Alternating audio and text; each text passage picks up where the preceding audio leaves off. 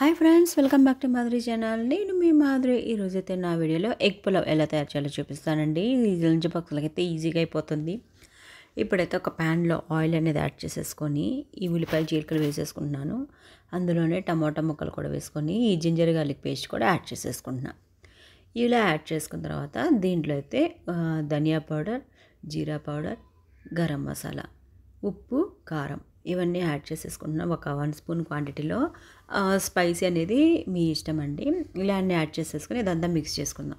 ఇప్పుడైతే అందులోనే ఒక 3 ఎగ్స్ కూడా యాడ్ చేసేసుకొని ఇదైతే బాగా ఫ్రై అయ్యేలాగా మనం ఫ్రై చేసేసుకోవాలి. ఇక్కడ అంటే గడ్డలుగా లేకుండా మొత్తం కలిపేసుకొని ఇందులో అయితే నేను కొత్తిమీర కూడా యాడ్ చేసేసుకుంటున్నాను. ఇప్పుడైతే ఆల్రెడీ రెడీ చేసి పెట్టుకున్న రైస్ కూడా మిక్స్ చేసేసుకుంటున్నానండి.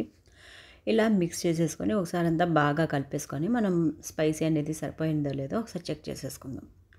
ఇలా అంతా రెడీ అయిపోయిన తర్వాత దీన్ని పక్కన పెట్టుకొని ఇప్పుడైతే ఒక చిన్న ప్యాన్ తీసుకున్నాను. అందులో అయితే నేను ఆయిల్ అనేది యాడ్ చేసేసుకొని మిరియాలు, అలాగే చెక్క, లవంగాలు, ఒక అనాస పువ్వు, కొంచెం సోంపు, ఒక పలావాకు ఇవన్నీ యాడ్ చేసేసుకొని ఇది కొంచెం ఫ్రై చేసేసుకోవాలండి.